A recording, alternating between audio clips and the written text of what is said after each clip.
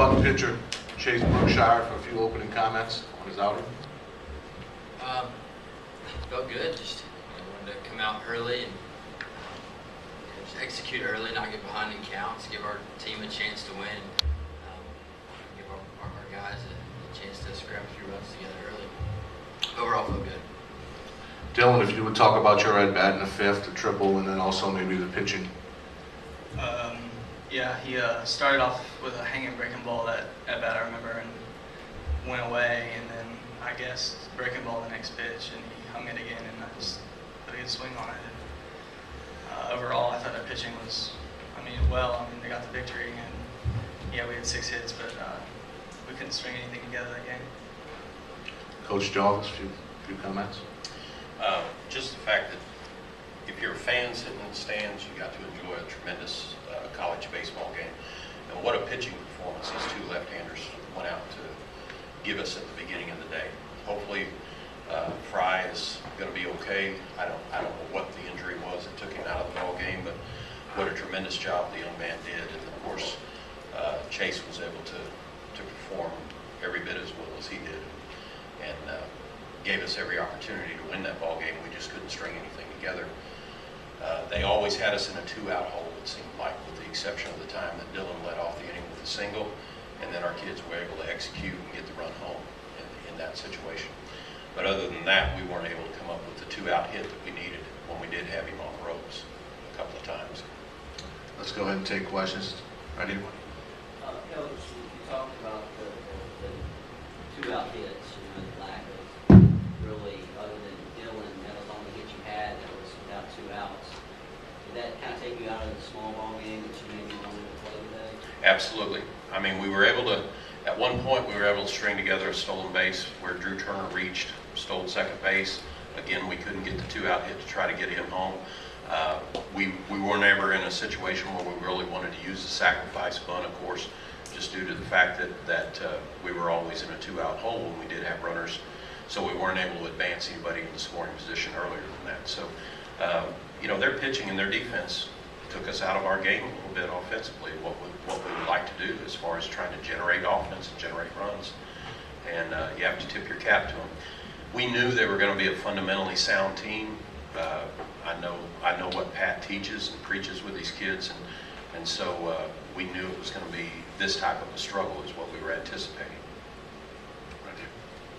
David Chase, you came out when they had first and third, and it was pretty obvious that's what they were going to do. Right. What were some options you talked about there to try to defend that? Well, of course, Coach Barnett came out and spoke to Chase in that situation, I believe, and they talked about what we were going to do in a double steal type defense, what we were going to do there, what our middle guys were going to do. We have a couple, 3 different defensive sets or depths that we'll get into there, looking for a 32 or possible throw the runner out of the plate on a slow roller. And we were anticipating probably a push bump to the right side. We survived it the first strike where he fouled the ball off, and we thought we were going to survive it the second time. Judah was ready to come charge that ball, but then he read that it was possibly going to go foul. If you noticed, as he was charging that ball, he was charging it on his throwing hand side, where if it had gotten to it quick enough, he thought he might have had a play at the plate right there. But unfortunately, I think he made the right decision, because I think the runner from third got a good enough break that the odds of us throwing him out at the plate were going to be very iffy. And we actually, if I'd have had to lay down the bet right there, I'd have bet that it was going to roll foul after what we'd seen during batting practice and during our time on the field yesterday. The ball stayed true and stayed on the bag.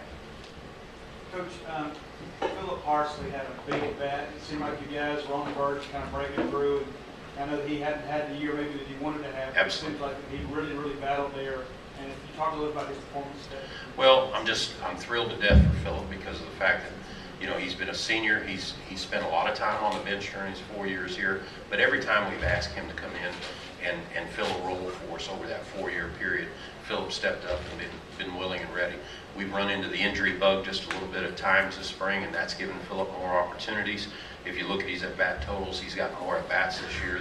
But unfortunately, his batting average, some of those things haven't gone up the way that we would have anticipated or we would have hoped. But the thing that I think you saw today was he gave us a senior mentality in that batter's box and a real good understanding of what his strengths and weaknesses were. And today it paid off for him and very nearly paid off for us as a result of that. Did you feel like that was y'all's chance to break through those two foul balls and get them on the back? And talk about the kind of emotion on there. I was about to cry, yes. Emotion. If you want to talk about emotion, I was tearful. No. When he hit the ball down the left field line, to be quite honest with you, I couldn't get a good view of it because I was all the way down on the home plate into my dugout. And of course, all of our players went to the top step just to see where the ball landed. And so I was saying a little prayer. It was about the best thing that I could do right there, hoping that that wind coming left to right would kind of keep that ball fair. But I have no idea how foul it was, but in my mind, it was just inches foul. But I agree with you. I think that's a good point. And we thought that was an opportunity where he had the foul ball down the left field line, foul ball down the right field line. That maybe breaks the game open on our behalf and possibly puts pressure on them that we can take advantage of as well. Yes, sir. Having been through last year, going to the final game with Vandy, do you feel comfortable that this team's got the right mentality to absorb the loss and know what to do? Well, I think anytime you've been there and done that, it's an advantage to you. And we've talked about that already after the game was over. We made mention of that. We made mention of the fact that we suffered that loss at Vanderbilt last year, which was a more demoralizing defeat in that very first game. This was a much closer ball game here.